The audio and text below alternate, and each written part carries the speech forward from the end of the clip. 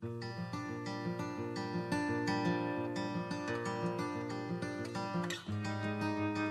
is May the 30th. Today, we learn the most important thing from the book of Ecclesiastes.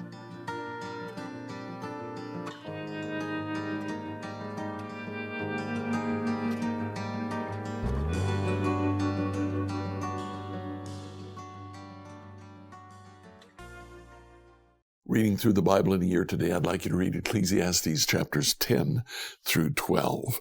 Now, at the beginning of Ecclesiastes 10, we get some real wisdom from Solomon. Look at what he says in verse 8 and 9. When you dig a well, you might fall in. If you demolish an old well, you could be bitten by a snake. When you work in a quarry, stones might fall and crush you. When you chop wood, there's danger with each stroke of the axe. Solomon is saying bad things do happen to good people, even when you're doing the right thing.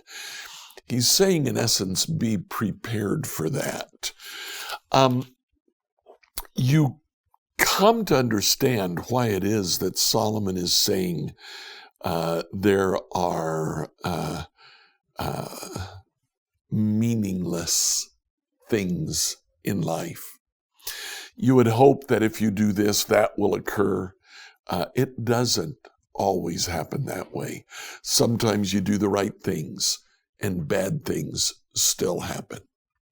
So what's the end of all of this?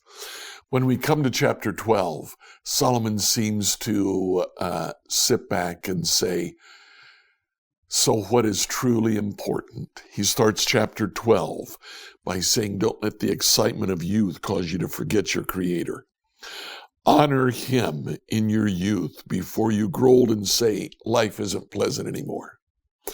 And then 7 times he says, remember your Creator. Says it here in verse 1, in verse 2, twice in verse 3. He says it again in verse 4, 5, and 6.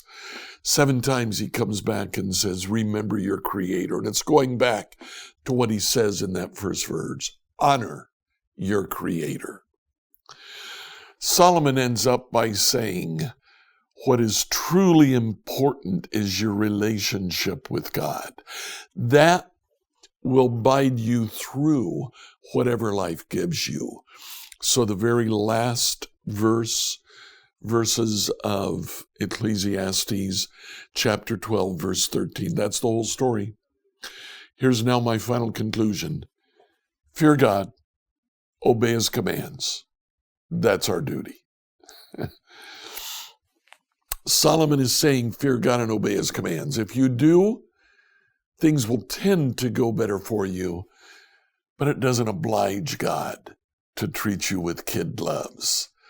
You'll receive whatever life throws at you, but if you fear God, if you remember you're created, you'll be better prepared to face whatever life throws at you.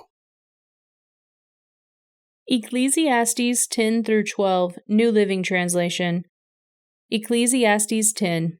As dead flies cause even a bottle of perfume to sink, so a little foolishness spoils great wisdom and honor. A wise person chooses the right road, a fool takes the wrong one. You can identify fools just by the way they walk down the street. If your boss is angry at you, don't quit. A quiet spirit can overcome great mistakes. There is another evil I have seen under the sun. Kings and rulers make a grave mistake when they give great authority to foolish people and low positions to people of proven worth.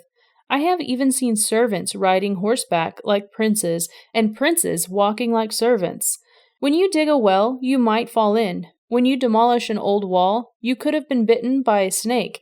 When you work in a quarry, stones might fall and crush you. When you chop wood, there is danger with each stroke of your axe. Using a dull axe requires great strength, so sharpen the blade. That's the value of wisdom. It helps you succeed. If a snake bites before you charm it, what's the use of being a snake charmer?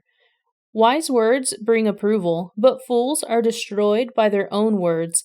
Fools base their thoughts on foolish assumptions, so their conclusions will be wicked madness. They chatter on and on. No one really knows what is going to happen. No one can predict the future. Fools are so exhausted by a little work that they can't even find their way home. What sorrow for the land ruled by a servant, the land whose leaders feast in the morning. Happy is the land whose king is a noble leader, and whose leaders feast at the proper time to gain strength for their work, not to get drunk. Laziness leads to a sagging roof, idleness leads to a leaky house. A party gives laughter, wine gives happiness, and money gives everything. Never make light of the king, even in your thoughts, and don't make fun of the powerful, even in your own bedroom, for a little bird might deliver your message and tell them what you said. Ecclesiastes 11. Send your grain across the seas, and in time profits will flow back to you, but divide your investments among many places, for you do not know what risks might lie ahead. When clouds are heavy, the rains come down. Whether a tree falls north or south, it stays where it falls. Farmers who wait for the perfect weather never plant. If they watch every cloud, they never harvest. Just as you cannot understand the path of the wind or the mystery of a tiny baby growing in its mother's womb, you cannot understand the activity of God, who does all things. Plant your seed in the morning and keep busy all afternoon, for you don't know if profit will come from one activity or another, or maybe both. Light is sweet. How pleasant to see a new day dawning. When people live to be very old, let them rejoice in every day of life. But let them also remember there will be many dark days. Everything still to come is meaningless. Young people, it's wonderful to be young. Enjoy every minute of it. Do everything you want to do, take it all in, but remember you must give an account to God for everything you do. So refuse to worry and keep your body healthy, but remember that youth, with a whole life before you, is meaningless. Ecclesiastes 12. Don't let the excitement of youth cause you to forget your Creator. Honor Him in your youth before you grow old and say, life is not pleasant anymore. Remember Him before the light of the sun, moon, and stars is dim to your old eyes, and rainy clouds continually darken your sky. Remember Him before your legs, the guards of your house, start to tremble, and before your shoulders, the strong men stoop. Remember Him before your teeth, your few remaining servants, stop grinding, and before your eyes, the women looking through the windows, see dimly. Remember Him before the door to life's opportunities is closed, and the sound of work fades. Now you rise at the first chirping of the birds, but then all their sounds will grow faint. Remember Him before you become fearful of falling and worry about danger in the streets, before your hair turns white like an almond tree in blossom, and you drag along without energy like a dying grasshopper, and the caperberry no longer inspires sexual desire. Remember Him before you near the grave, your everlasting home, when the mourners will weep at your funeral. Yes, remember your Creator, now while you are young, before the silver cord of life snaps and the golden bowl is broken. Don't wait until the water jar is smashed at the spring and the pulley is broken at the well, for then the dust will return to the earth, and the spirit will return to God who gave it. Everything is meaningless, says the teacher, completely meaningless. Keep this in mind. The teacher was considered wise, and he taught the people everything he knew.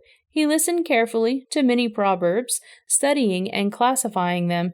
The teacher sought to find just the right words to express truths clearly. The words of the wise are like cattle prods, painful but helpful. Their collected sayings are like a nail-studded stick with which a shepherd drives the sheep. But my child, let me give you some further advice. Be careful, for writing books is endless, and much study wears you out. That's the whole story. Here now is my final conclusion. Fear God and obey His commands, for this is everyone's duty. God will judge us for everything we do, including every secret thing, whether good or bad. Scripture reading by Emily Herrera. Like, follow, and subscribe to this devotional on whatever platform you use to listen to it.